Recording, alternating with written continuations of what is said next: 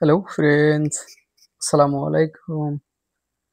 আজকে আপনাদেরকে দেখাবো আমাদের বাসায় নকশি পিঠার আয়োজন হয়েছে। ভাবলাম আপনাদের সাথে শেয়ার করি, মিস না করি। তো আপনারা শুরু থেকে দেখেন আজকে গ্রামের ঐতিহ্যবাহী পিঠা কিভাবে তৈরি করে। এটা আমাদের বাসায় আজকে তৈরি হয়েছে। খুব সুন্দর ইয়াম্মি স্বাদ। আপনারা না খেলে মিস করবেন। আপনারাও নিজেরা বাসায় ট্রাই করে দেখতে পারেন। দেখেন আমিও চাচ্ছিলাম যে আপনারা এই ভিডিওটা দেখে অবশ্যই বাসায় ট্রাই করে দেখবেন। আমি কোনো রেসিপি দিচ্ছি না। দেখে আপনারা ট্রাই করতে পারেন। আমার বাসায় এটা হয়েছে। জাস্ট আপনাদের সাথে আমি শেয়ার করলাম। দেখুন কত হাতের নিপুণ কারুকার্য, কত সুন্দর করে ডিজাইনগুলো করা হয়। এরপরে ধাপে ধাপে প্রসেস করা হয়।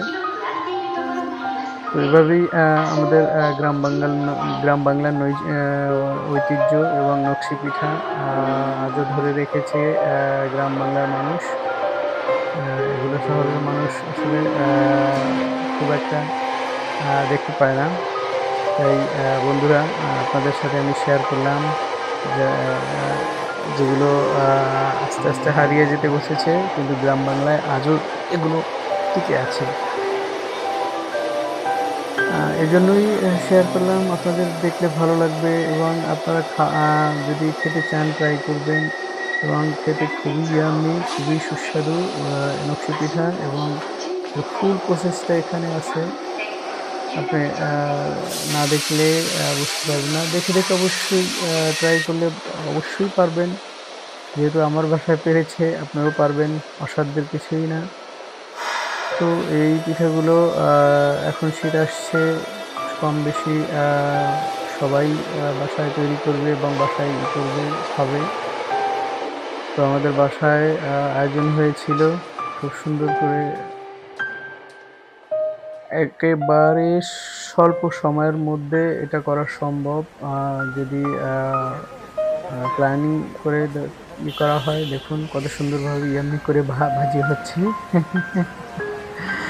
আপনারাও সুন্দর করে এরকম টাটকা করে ভেজে নেবেন ভালো অয়েল দিয়ে, এবং স্বাস্থ্যসম্মত থাকতে হবে, হাইজেনিক থাকতে হবে, যাতে দেখেন কত ন্যাচারাল, পরিষ্কার, কোনো কালো তেল নাই, কোনো কিছুই না, সুন্দর।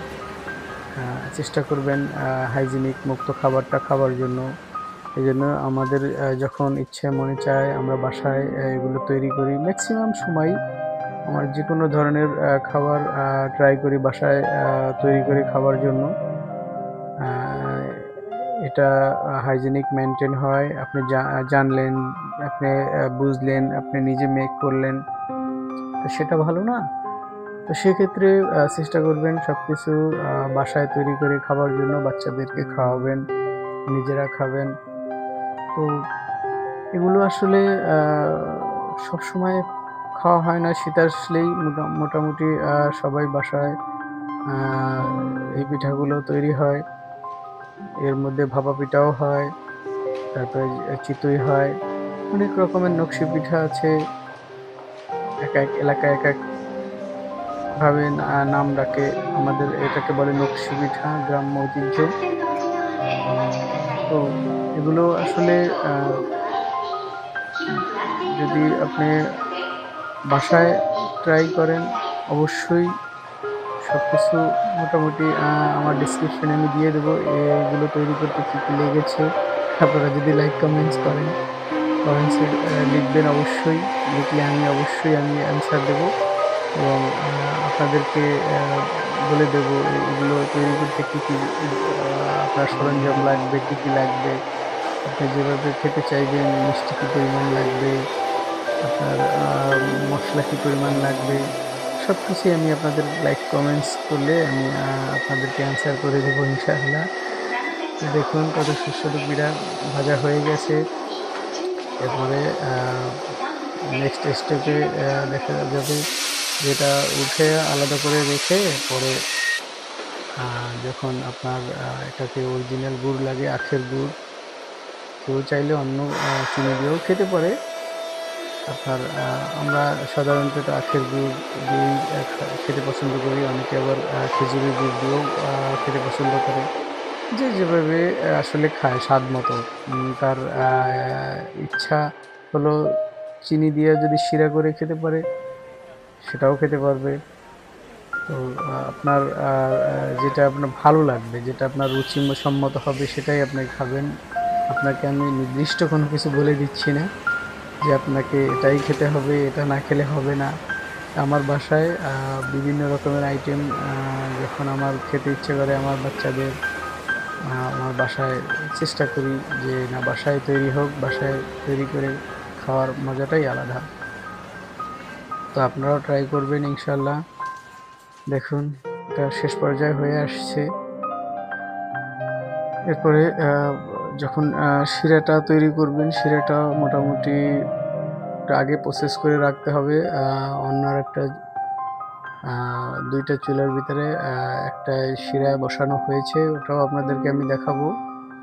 এটা ভাজা শেষ পর্যায়ে। এরপরে ওইটা আমি ফাঁক দিয়ে আপনাদেরকে দেখাই নেব, এটা উঠাই নিচ্ছে। উঠিয়ে নেওয়ার পরে এটা একটু ঠান্ডা হবে।